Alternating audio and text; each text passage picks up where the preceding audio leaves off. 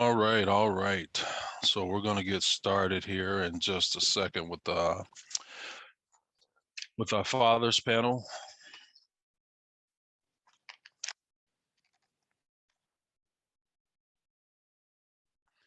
Hey, Stevenson, can you hear me? Yes, I can. Good morning, Thomas. Good to see you. You as well, brother. You as well. We'll give about one more minute and then we'll get started with introductions. Okay, Thomas, I got a young man here that says he knows you from a couple of years back, Cedric Smith. He was excited when he saw you on the street, so I'm gonna let him get his excitement out before the panel gets started. So, Man, I just elementary school. I remember y'all the name and the face. Said, I see you, man. How you doing? Man, I'm good. How are you? Man, I'm excited to see you as well, man. Thank you. It's been a long time. For sure. All right, so let's jump right in. So today is going to be very laid back. It's just going to be a discussion, men talking about the process of pregnancy and being involved in that process, talking about providers, and then also just where are you showing up as it pertains to getting information, whether it be mental health, whether it be around the childbearing process. So my name is TC Thomas Chapman. I work for Ramsey County. I am one of the facilitators for Club Dad. I also do home visiting with fathers. And it's been a very informational experience. It's been a life-changing experience for myself. Being a father of four, my youngest is 11 now, so they're pretty much grown. But being around the young babies, I saw Mr. Aiden there, who's one of my favorites earlier. It's just it's an exceptional experience. So fellas, if you could just kind of introduce yourself, maybe the age of your child and your child's name, and then what is it like to be a father? I guess I'll go ahead and get it started here from Ujama's standpoint. Again, good morning, everyone. Ujamaa is very honored and humbled to be here. We've had a long relationship with Tamiko in regards to Club Moms. They have been supporting our Club Dad initiative here. And so we're really looking forward to getting some things going next year because we know fathers are very important and we get a lot of father issues here at Ujamaa. My name is Stevenson Morgan and I'm the career coach here at Ujamaa.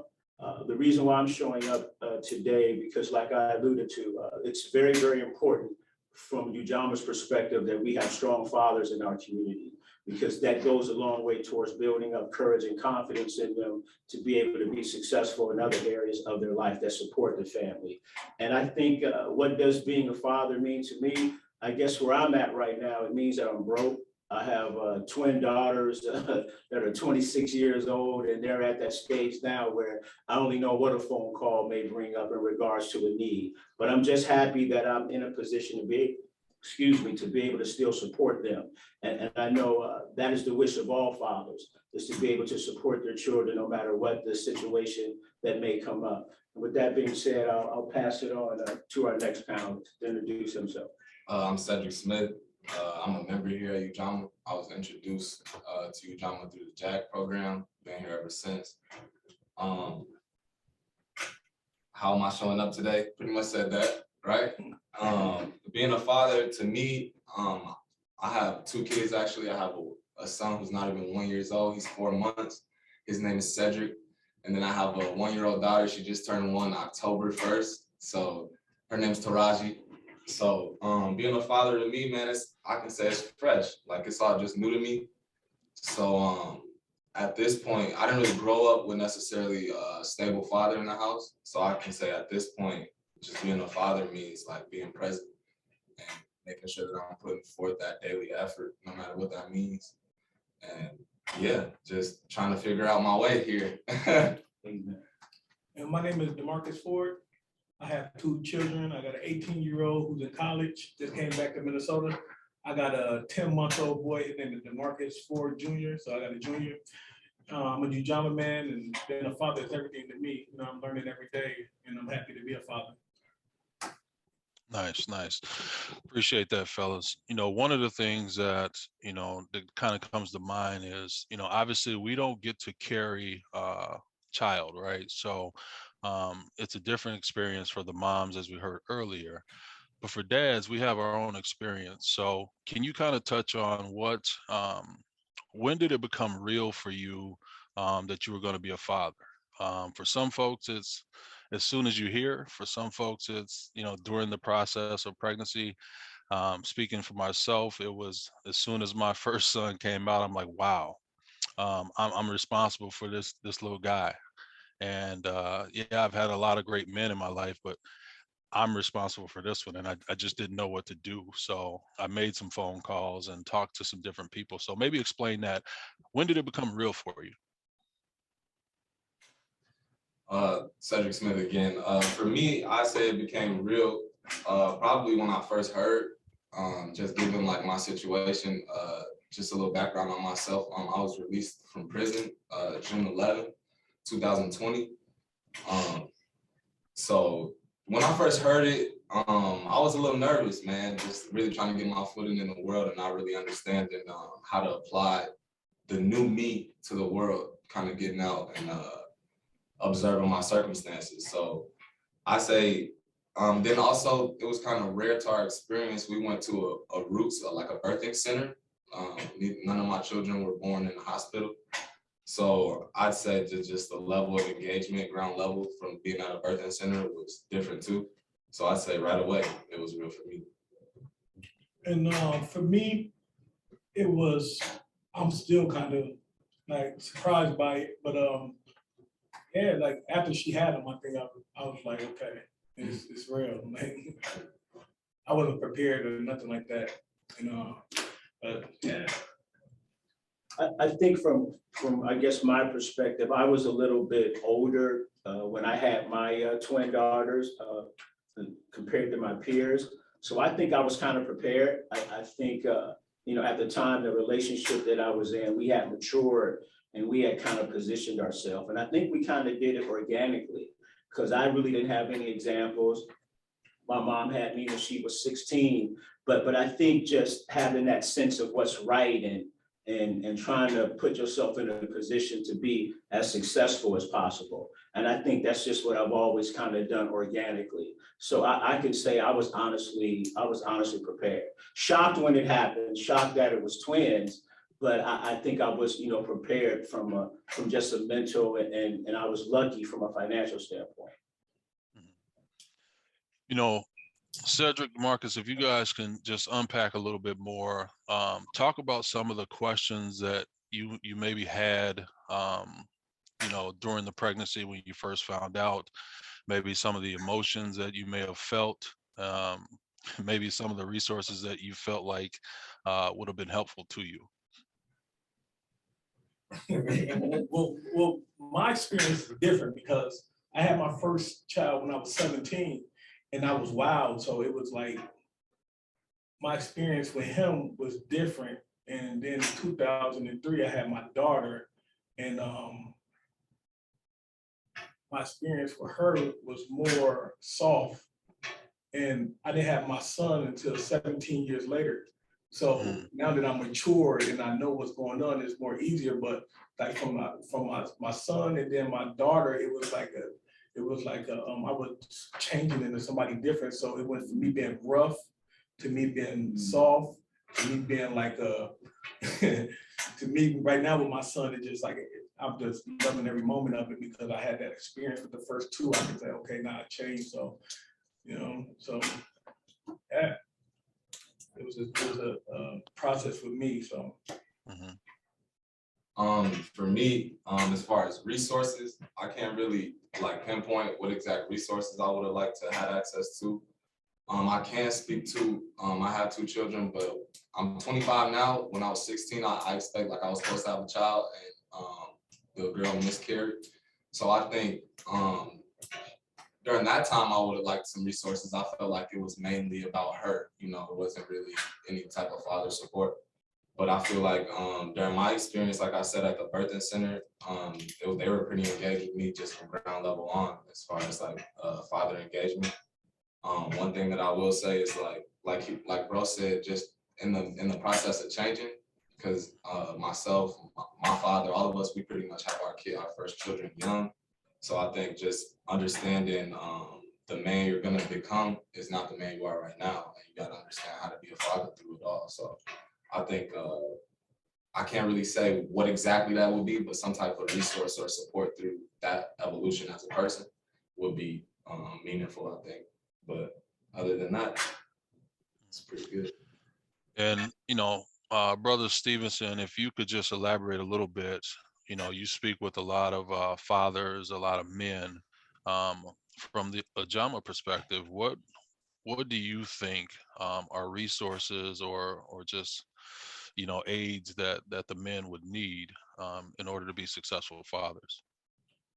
That's a real good question. And I think the underlying thing that I see, the common denominator in the fathers, is that being able just to give them assistance with getting Pampers, getting food, and being able to give them a resource immediately. Because when they come, they're coming representing the mother and the child, and so that's the one thing I think when the resources are being considered, that you got to take that into consideration. How much are they engaging with the baby? How much are they engaging with the mom? So I just think being able to give them, man, just give them the resource of cash or either a gift card or something, so they can feel, like they're a part of the process, because that's the main element for the father during that time period, is to be able to provide resources to the mom. And I think that's one of the things that really punches a young man in the stomach, is when he doesn't have $5 to even contribute. And I think being able to put that resource in their hand immediately, I think that would go a long way towards building a relationship throughout that whole process of fatherhood. And I think it has to be without limited conversation. I think it's an instinct call for the provider, but again, too, we can have the best instinct and the best intuition, it still doesn't work out well. So I think there just needs to be a baseline resource to where if there's some dots that connect, that the providers can give the resource immediately. I didn't really get the chance to touch on the resources, and I kind of skipped over that because, like I said, when I was 17, I had my son. I had no resources at all. I was coming out of high school, and I was basically didn't have no. I just happy to be a father. I didn't have no resources.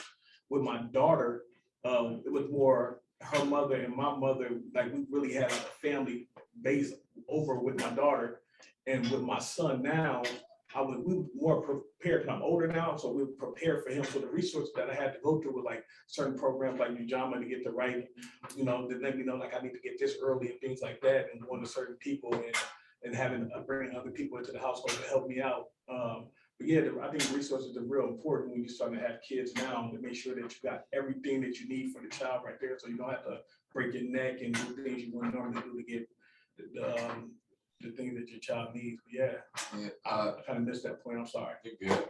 If I could touch on Yeah, that, no problem. how you reworded that, just from my experience, I could speak to working with Ujamaa and knowing that I was going to be a father and progressing through it. And I think they spoke to just the resources as far as like funding and those things. But I say a big part of my transformation was just having access to a community of men here who challenged me, to be honest. Like they helped me identify that who I was not who I needed to be, even in little ways when my child came, you know what I'm saying? So I think that it's important to have a group of men who are supportive to each other, who have that experience as fathers, and who are new to fathers. And I think that it becomes a community that makes us all strong. And just to add to that too, I think that's the reason why Club Mom and Club Dad are so important. Again, I think sometimes we don't realize how important it is to have a support group. It's like I think we've done it so much, and it's such a cliche that we don't really realize the impact of it. But I know from being an individual that has facilitated groups and sat in it, those groups are very powerful. And I think if we have 2 in the room, if we have 20 in the room, we should continue to let that kind of be the funnel or the vehicle, where we begin to identify some issues, that are common. And so I think that was well said, what Cedric said, because again, too, that's another resource, is to have somebody that you can talk to, and having some individuals that are going through the same challenges and somebody who has walked that path to give you advice and suggestions. No, absolutely, absolutely. You know, that brings me to my next question. So, you know, traditionally, you know, men have been the cornerstone, or the, hey, you go out and get it. Obviously, we're in 2021. We have women who are working as well, and earning their own. But as a man, if you guys can just talk just a little bit about, where did you learn, or where did you see modeling about fatherhood? When did it first appear to you? Was it as a child? Was it as a teen? Was it after you had your own child? Talk about that a little bit. Well, my experience probably was the best experience that I had to go through, because I grew up in the house with my mother, and then my mother and her 5 kids, so it was just us and my mother. When we went to my grandmother ended up keeping us for a couple of years. It was my grandmother and my grandfather, you know what I mean? So I grew up in a single parent home, and then I grew up in a home with a man and a woman, and the man and just seeing the difference, always like, I always looked at my grandfather just like, man, you know, I just wanted to be like him, because he had patience. Even though he wanted to choke us, he had patience for us, you know what I mean? Like, my mother had to be soft and hard at the same time, so she was kind of like bipolar in a sense. She'd be happy one minute, then she'd scold us, then we gotta, you know what I mean? But then with my grandfather can play tough, and then my grandmother can get soft, and then my grandmother can get tough, and my grandfather can, you know what I mean? So I modeled like, okay, I want to be like my grandfather, and, you know, I have patience, and, you know, so yeah, that's how I figured how to be a man, was through my grandfather and my uncles, because, you know, I looked up to them for that. For me, I came up in a household where my mom remarried actually when I was about 6 years old. But summers I would go back to Chicago and spend with my dad and my actual father and my grandfather and my grandmother as well. And I say I concur that the strongest example of like a father that I learned or I seen at first was my grandfather. But I don't really think that like I grasped what fatherhood was or what it truly entailed until I was an adult, until I was a father, because I feel like I knew the word, but I didn't really know the true meaning, if that makes sense. Like just being a father has taught me so much more and challenged me so much more than even I felt like I was challenged, you know, being a young Black man. I'm sure everyone knows the stereotype or whatever of us not growing up with our fathers in the household, and that's normal to us, you know? So I think in our community, being a father is essential, just for a lot of reasons, but I don't think we really learn until unless you come up in a household where you were raised by your father, or like bro said, with your grandfather present. I don't really feel like you know what being a father is, because we don't really witness that. We have role models, but it's hard we don't know how to differentiate role model and father. Well, that was my experience. So it's like, yeah, I think I learned more about being a father when I became one. Right on, right on. You know, this is actually a funny question to me. You know, as a youngster, we always talked about, you know, when I grew up, right? And we have these conversations that are all over the place. When I grow up, I want to do this, or I want to do that. The question I have for you three, in particular, is, did you discuss, or do you currently discuss fatherhood in your circles? And what I mean by that is, when you're with your boys, do you have those conversations about, man, my child is you know, he's doing great in school, or he's not listening in school. What do you do with your child? Do you have those back and forth conversations to get advice from each other? I guess I can go ahead and start with that.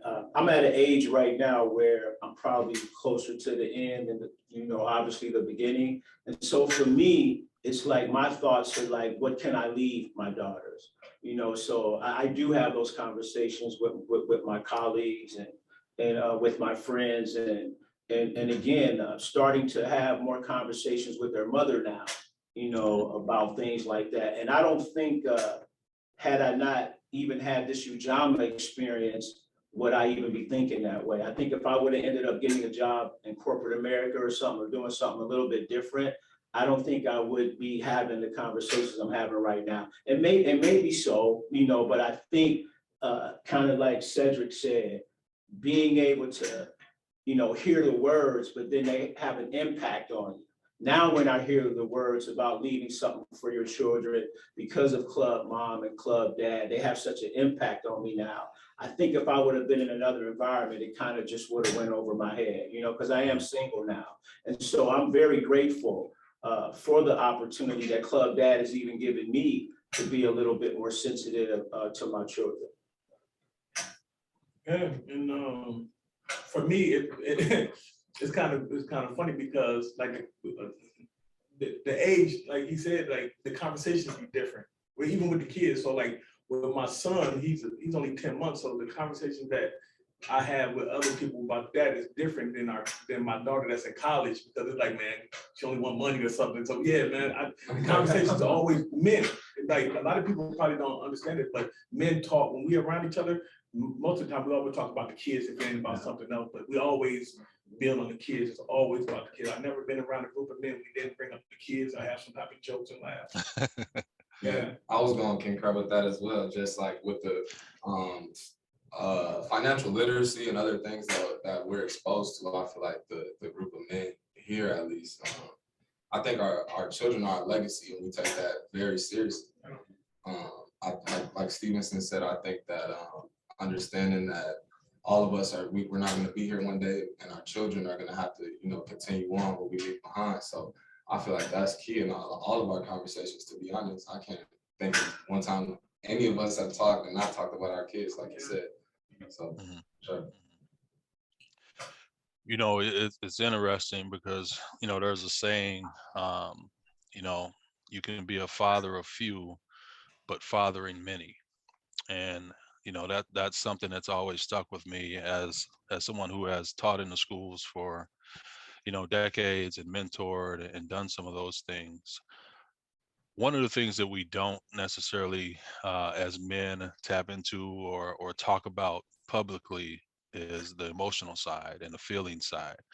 And one of the things that I want to ask you fellas is let's talk about post-birth and that first 3 months where, you know, you're getting maybe 2 hours of sleep, or let me speak for myself. I was a zombie, you know, for about the first 6 months to a year. My kids ate literally every you know, every hour it felt like. And, you know, my wife, she was great. She would let me sleep sometimes, and then there would be days where I'm like, that ain't fair. Let me just go ahead and get in here too. I'll get up and warm up a bottle. So talk about the emotions that you felt after the baby was born. And if you have multiple children, did it change, or was it the same process?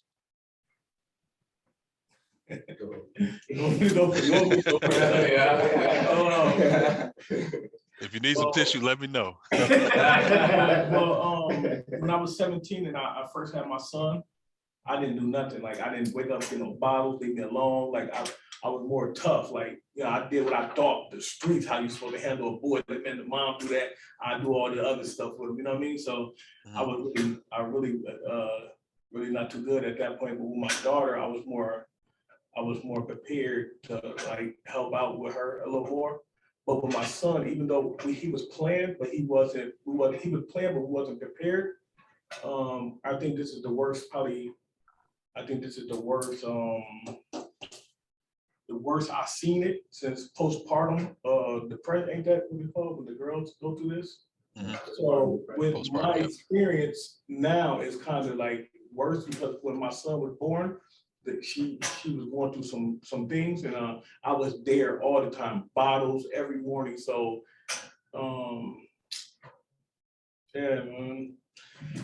Yeah, but so it's kind of rough right now with him because of that situation. And now that he's 10 months old, now she's trying to get back a little more, but it wasn't good with my son that's born now. But yeah, I really ain't got too much to say about that. There's so much going on with that. But yeah, man, with him now it's harder, you know, getting up. Well, it was easy because I felt like I was helping her.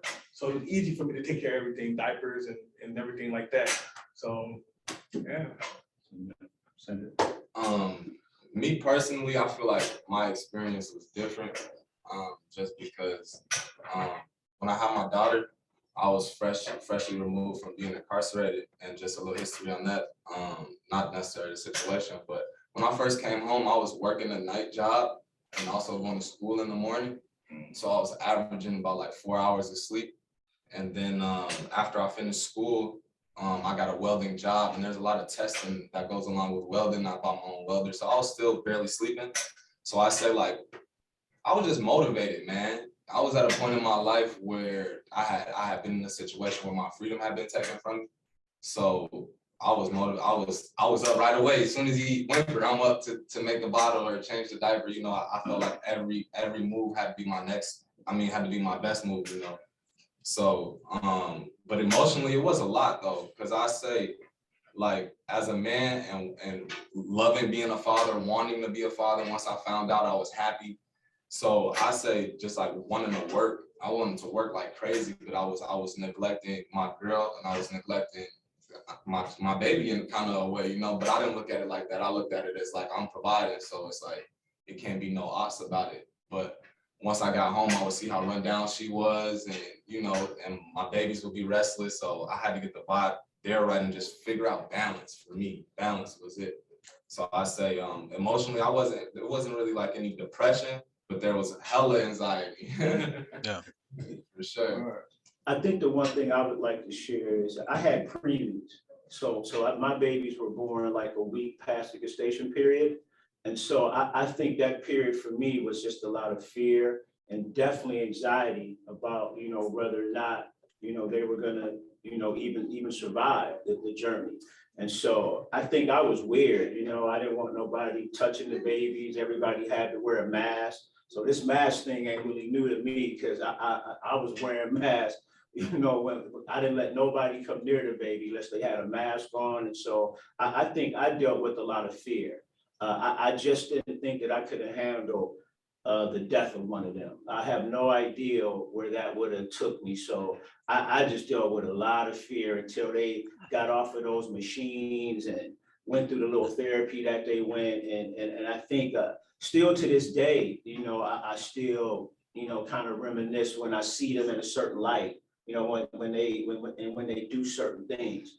So it's definitely an emotional period. I think it doesn't have to be babies that are born early. Just that whole thing of you think you know everything, but there's always something that's going to happen that you didn't talk about or you didn't plan and you're not prepared for. So I just think, going back to what Cedric said, kind of just catching that vibe.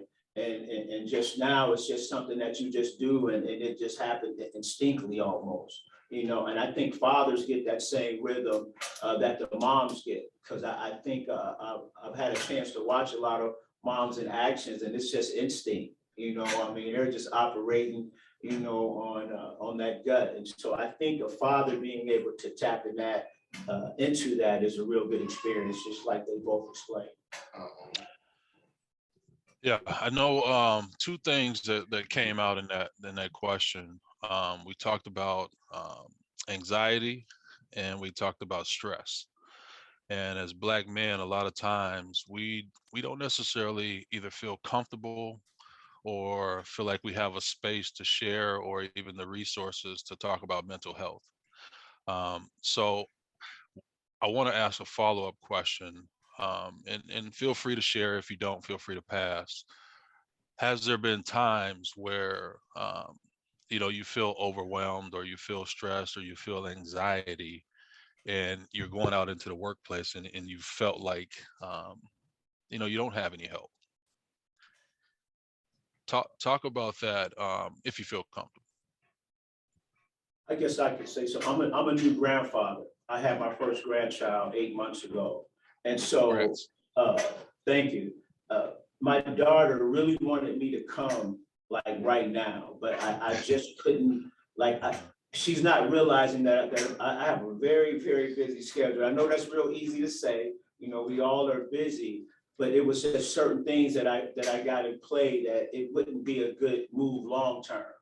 And so, you know, it's a struggle because you do want to be there all the time. And kind of like Cedric said, you know, fathers kind of tend to default to the providing piece, you know, so it is tough to really wrap your head around the anxiety and emotion that you might feel by being absent, because you know sometimes your absence could make the future better, you know, in case something happens. So that whole mental strain sometimes, man, can just really put you in a place where you're like thinking too much, and you do find yourself in a space where you get overwhelmed. And so, you know, what I'm trying to do right now is really stay focused, not let any move that I make in regards to my grandson be an emotional move. I think as a man, and Cedric said it best, you have to seek some balance, because you can lose it, you can overreact, and sometimes your own actions could have a result that puts you in a place that you can never recover from. And I think that's when the mental health, when now you really, nothing else matters except addressing your mental health. Now everything is out the door. The kids is out the door, the job is out the door, the relationship is out the door, because you got to get your head right. So I really think it's very important to, I don't know, I don't mean to be corny with it, but you do have to remain calm. You do have to remain calm in the face of requests, in the face of situations.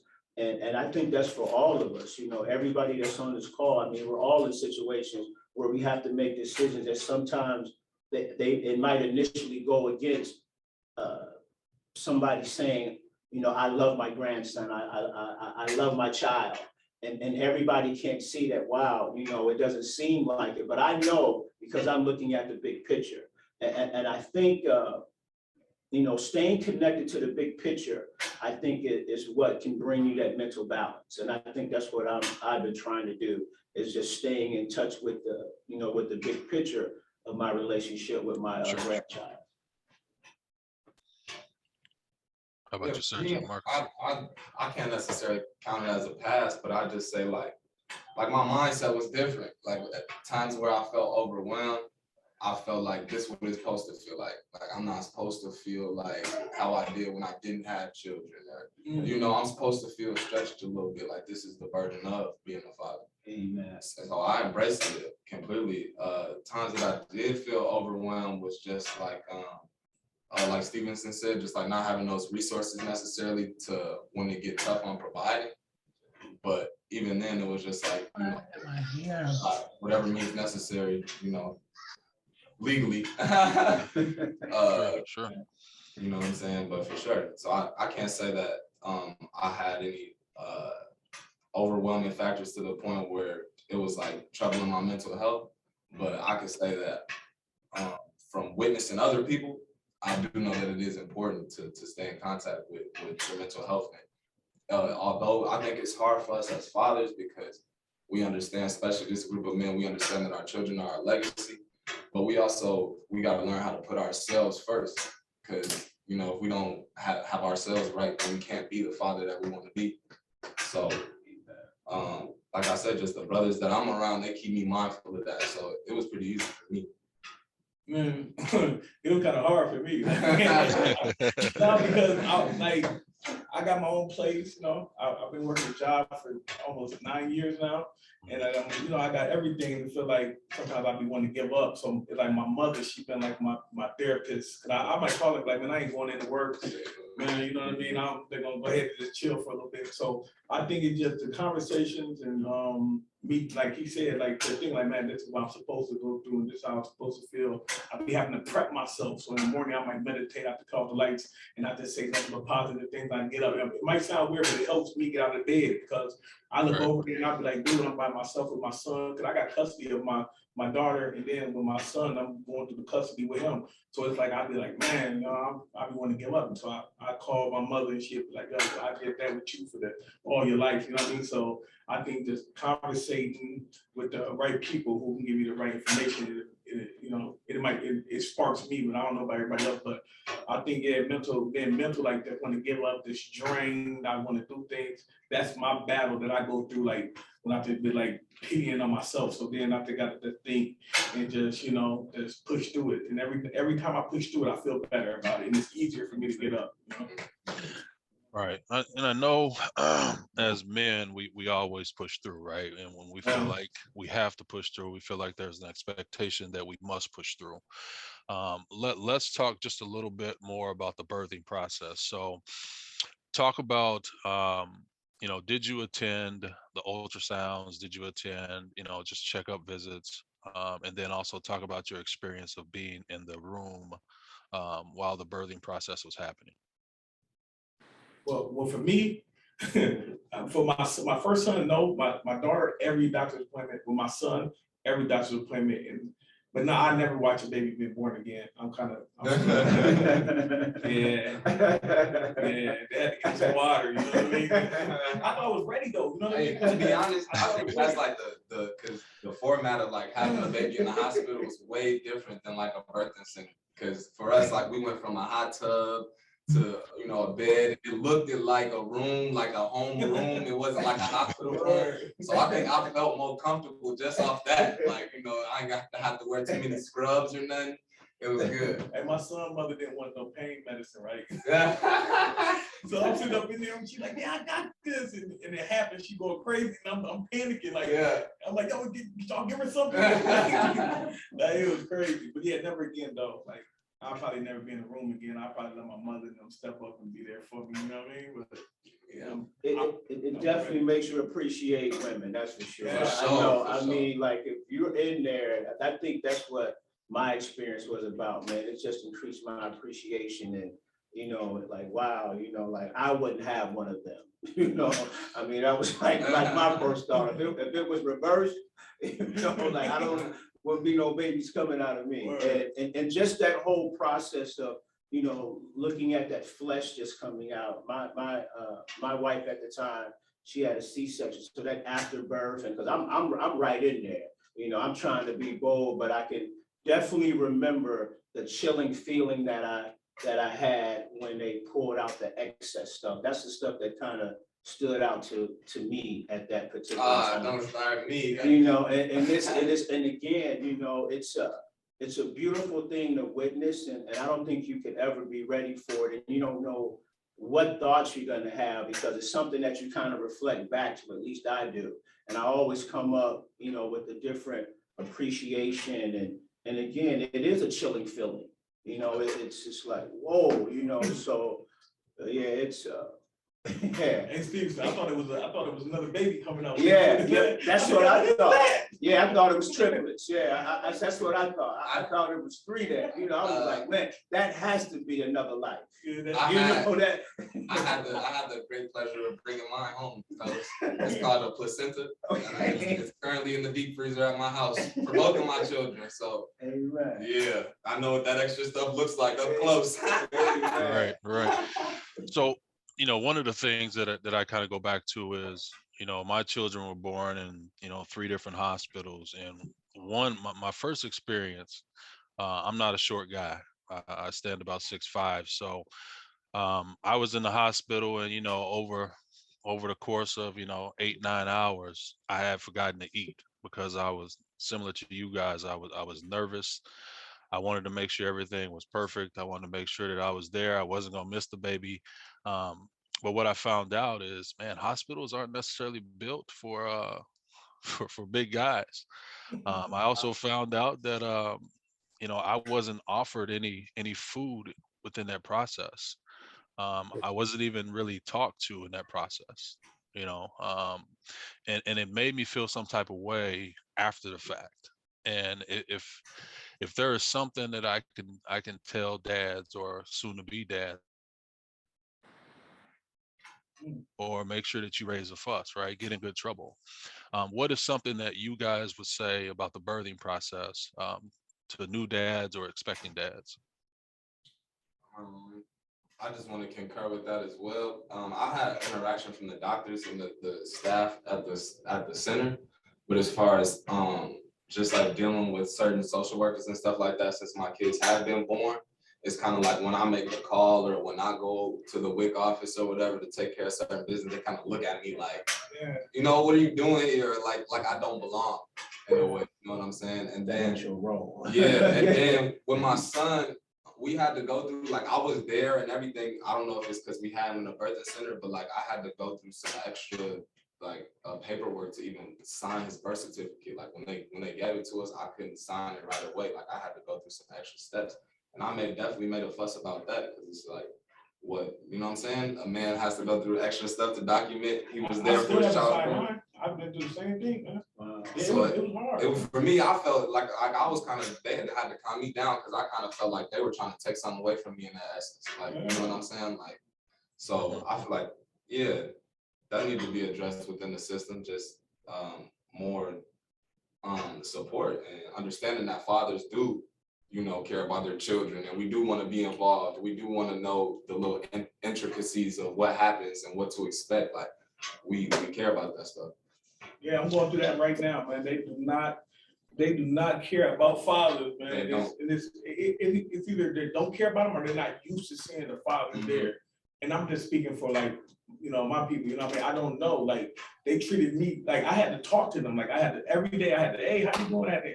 For them to finally start to greet me, man. Like they did, every time they got the paperwork, they brought it right to her. I was like, yo, can I read to see what's going on? Like, yo, they treated me crazy. I'm like, man, my name still ain't on my son's birth certificate.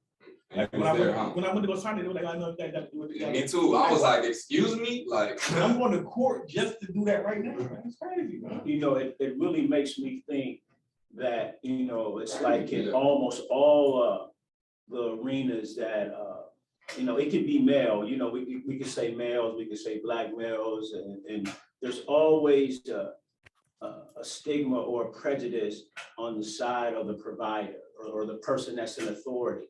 And it's almost like those individuals kind of like need that training, like some real sensitivity training, like in all of those areas, because again, there should be able to be enough discernment from an individual standpoint. Hey, this individual is in this to win it, you know, and it's almost like it would be nice if everybody could start the relationship up here. Okay, you know, I'm gonna treat you here, and then if you do stuff, then my services is gonna work down, you know. But it's almost like, you know, we have to work from the bottom up all the time. We got to prove ourselves. It's like DeMarcus said, I had to be nice. I had to be agreeable. I had to interact with everybody. And, you know, and again, you know, the onus always falls on us, you know, and in the end, we have to be intentional about making our voice heard and, you know, and making it clear, you know, that we're involved in this. But it would be nice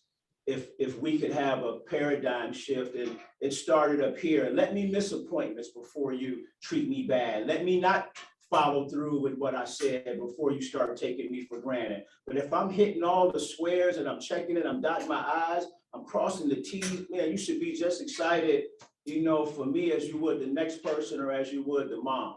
And that's tough, you know, and I think what we have tried to do at Ujamaa is to get the men to understand, just like DeMarcus said, I'm not gonna let that prevent me from doing what I know I need to do. You know, I'm gonna learn to be agreeable. I'm gonna learn to be patient. I'm gonna learn to let this person do all what they do, but I'm gonna sit here and I'm gonna wait until I get my service, until I get, and again, sometimes, you know, you get tired. You get tired sometimes. Yeah, no doubt. You know, so it's a challenge. And I think being steadfast in that process of, hey, I'm going to be here, you know, yep, I may have to take this one on the chin, but I'm taking it on the chin for my baby, right? And being able to stand in that room and being able to say, okay, I missed you this time, but next time you come in, I got to let you know, hey, here's how I'm feeling. Here's what I would like to happen. And I think being in that mental space is going to make sure that your baby gets the best care possible. I just want to take a quick pause. My partner has joined, Mr. William Moore. Will, why don't you introduce yourself? Will also helps facilitate Club Dad on our end at Ramsey County. Yes. Please, everybody, forgive me. Sorry for my tardiness. was in another meeting that I absolutely could not avoid or remove myself from, but I left as soon as I could. And the other thing, I really appreciate you fellas from Ujamaa Place really taking the time out of your day to join us, share your experiences, and be a part of this panel. So another question that I actually have for you all, you just kind of briefly just kind of talked about your experience going to these doctor's offices, sitting in these doctor's appointments, being in the delivery room, and being ignored by these healthcare professionals and their direct care service providers.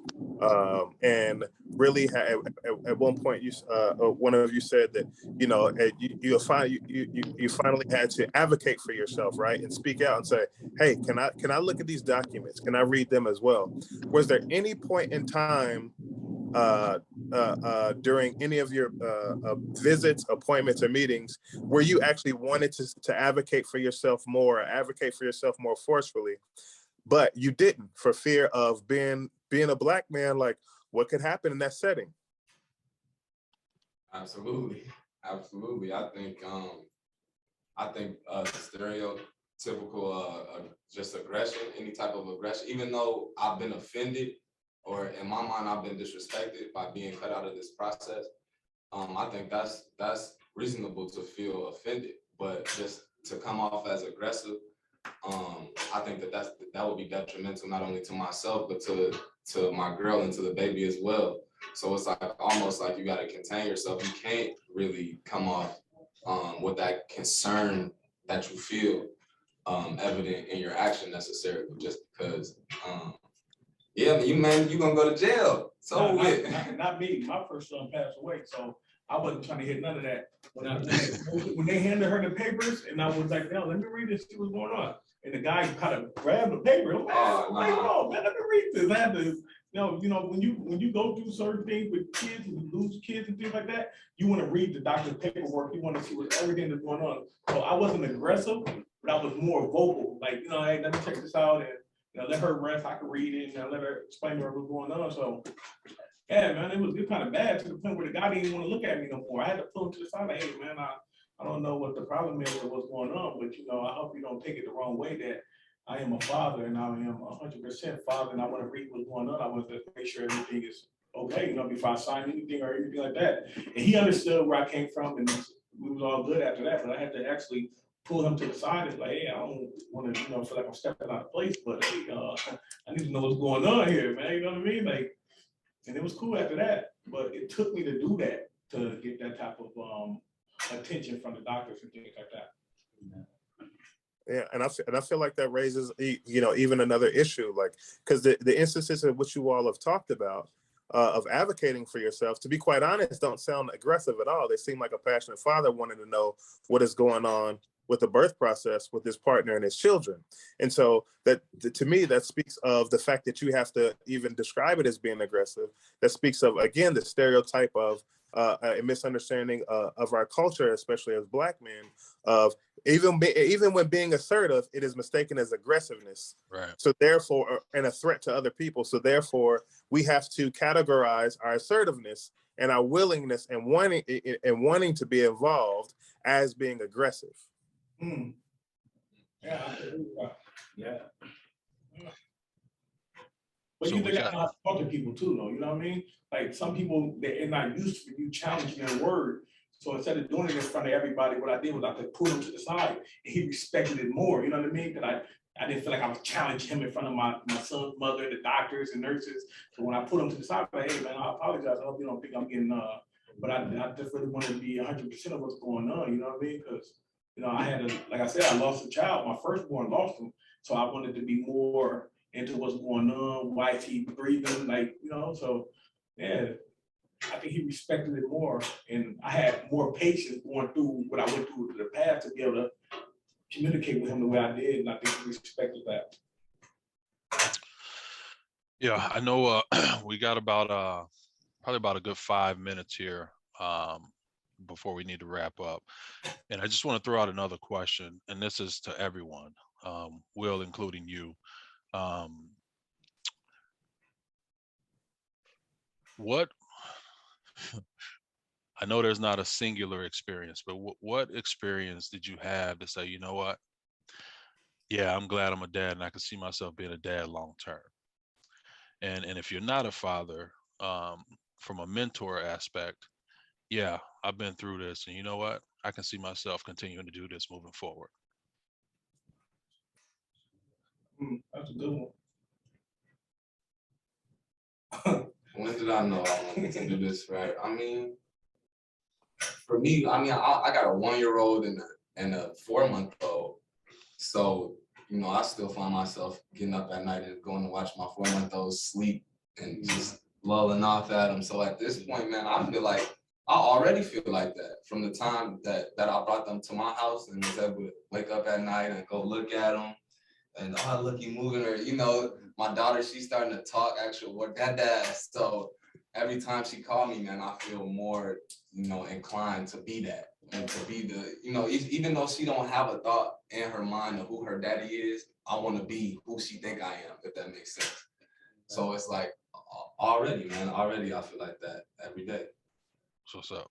Yeah, with me is experience coming from the streets and maturing and becoming a man, working a job and not making fast money.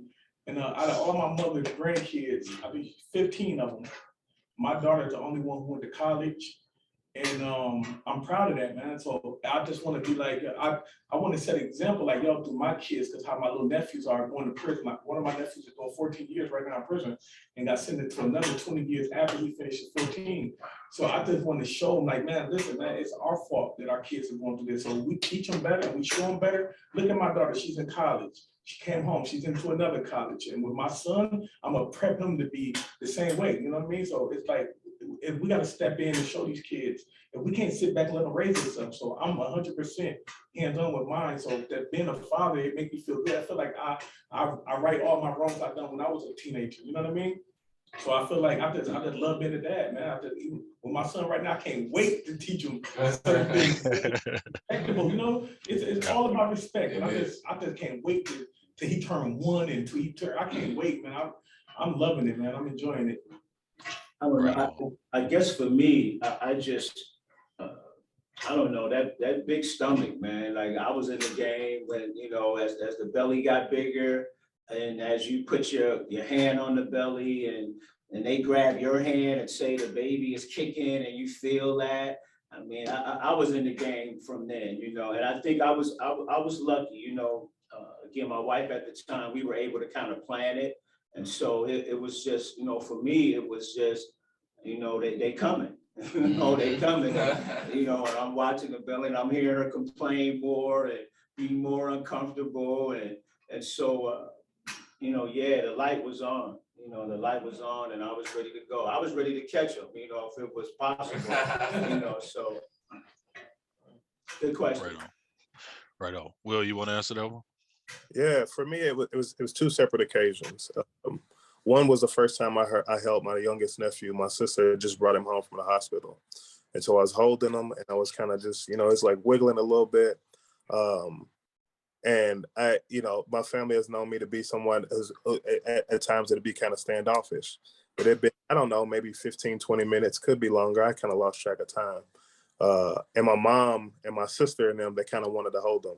And I didn't want to give them back. And all I felt at that, like this admits this like I just wanted to protect them, you know what I mean? Not that I thought anybody else would do anything, but I was just, and I remember thinking to myself, and kind of talking in my head to him, dude, when you grow up, anything you need, like I got you. I'm going to show you everything you need to know. I'm going to teach you everything you need to know. And you always going to have a safe space with me.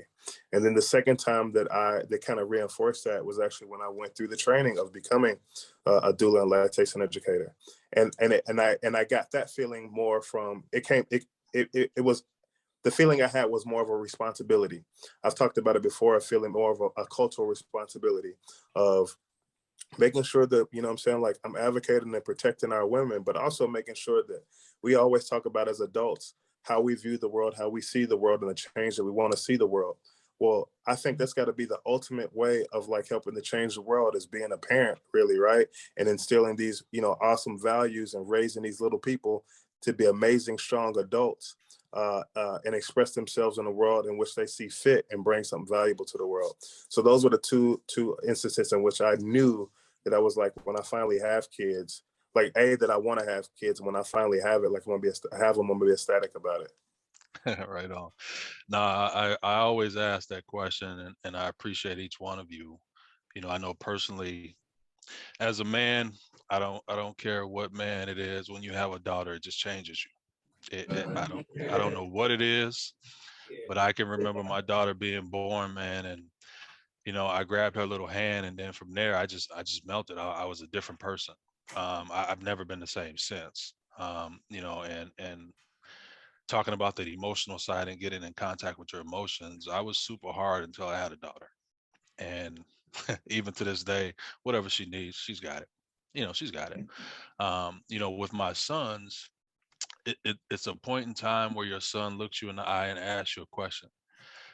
Like, hey, Dad, do you love me? Hey, Dad, can we go outside and play? Hey, Dad, can we go get something to eat? Hey, Dad, can I put on my big boy cologne? Like different things like that throughout my lifetime with each one of my sons have made me double down time and time again.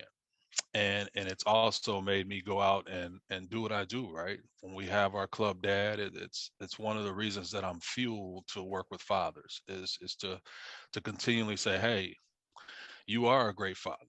There is no blueprint, there is no book that you can follow to be the perfect father, but you're perfectly just as you show up and just as you know. So I appreciate all of you for sharing your stories.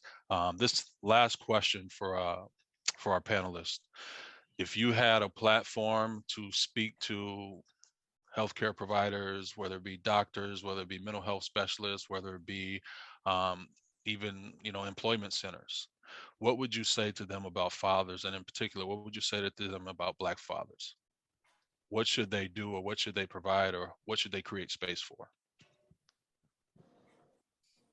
Well, I would just say, like being a Black father, and it's really important. So he has to humble himself to come for those needs anyway. So if they humbling themselves to come for the needs, if you can assist him with anything they need, it'd be great. Like first thing, like it's rough on us. So I can't really pick which need might need them all. Like I need them all like right now. So I really don't know too much what to say, but I just think that reaching out more or just, would be probably one of the best things, but I really don't know too much what to say about that one. Like, it's a good one.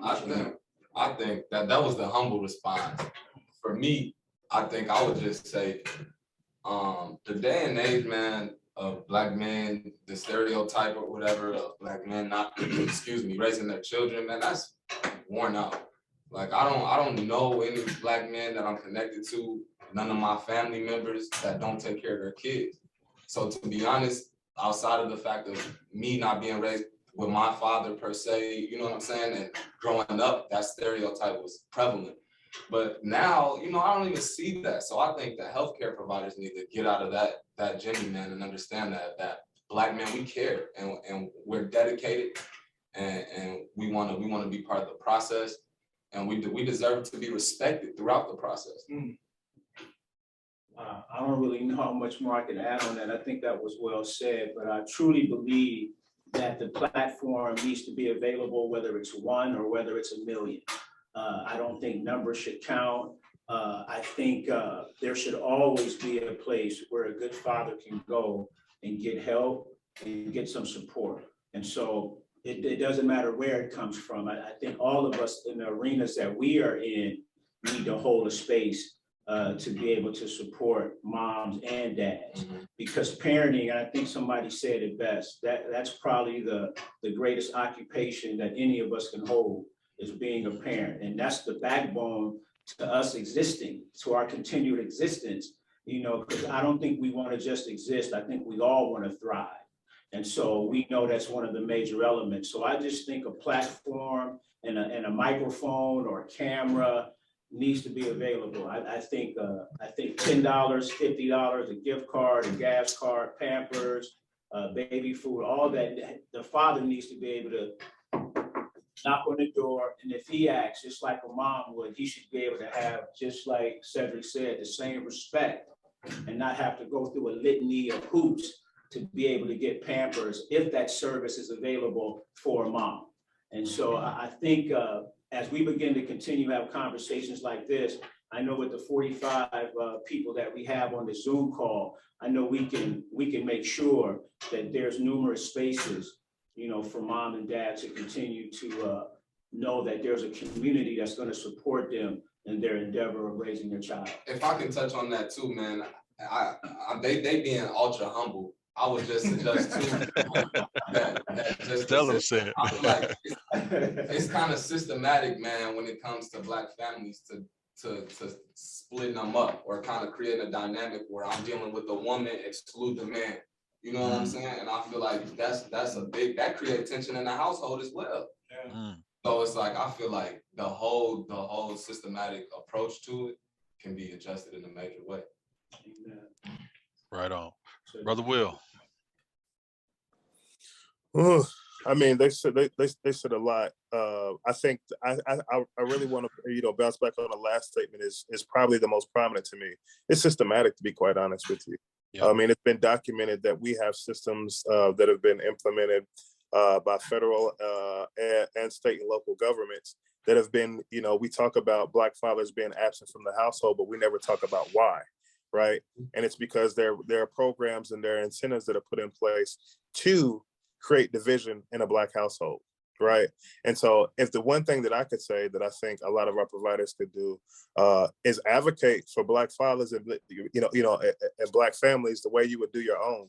I always hear people say, especially when it comes to talking about issues of race and health equity and stuff like that, they always talk about like, I feel so bad about, what's going on, in your community, or I just don't know, I don't know what I could do. Like, being somebody who's not Black, how do you do it or whatever be the case? How should I handle this? And I say, well, what would you do if it was your son? What would you do as your father? The same energy that you have for if the situations were reversed, if it was happening in your family, I expect you, if you really care, I expect you to have that same energy for families that are outside of yours, right? Because that's what to me, that's what being a real advocate and that's what being an ally is like. You having the same energy and utilizing privilege. And privilege isn't just all about your skin tone either. Sometimes privilege happens to do with profession, right? You have access to resources as a professional that some people in our community don't. So utilize that privilege, whatever that privilege may be, and have that same energy and advocate for these families and these fathers the way you would for somebody in your own. And so that's what I would say. Good job. Wow. Well, we've come to the end of our time. And I want to scream to the mountaintop and say thank you to everyone for listening in. I know we went over on time, but I think it's important for these narratives to be shared. I think it's important for voices to be heard. I am super appreciative of the Ujamaa men who came out today. Cedric, man, I can't tell you enough how proud of you I am. I've watched you grow from a kindergartner to a man, and listening to you speak, man, just know that I'm proud, and I will be in touch with you. For everyone else, each one, reach one, each one, teach one. Go out to providers, let providers know that we do have men who are willing to speak. We have our Club Dad program at Ramsey County. They have it at Ujamaa. We have all of these different avenues for men. And what we're asking, I guess the call to action from this would be, is send us your men. We'll make them better, right? Send us your men. We'll give them resources. They're already great people. We just need you to send them to us, and we'll take it from there. So I just want to say thank you, everybody. Thank you to the panelists, and enjoy the rest of the conference.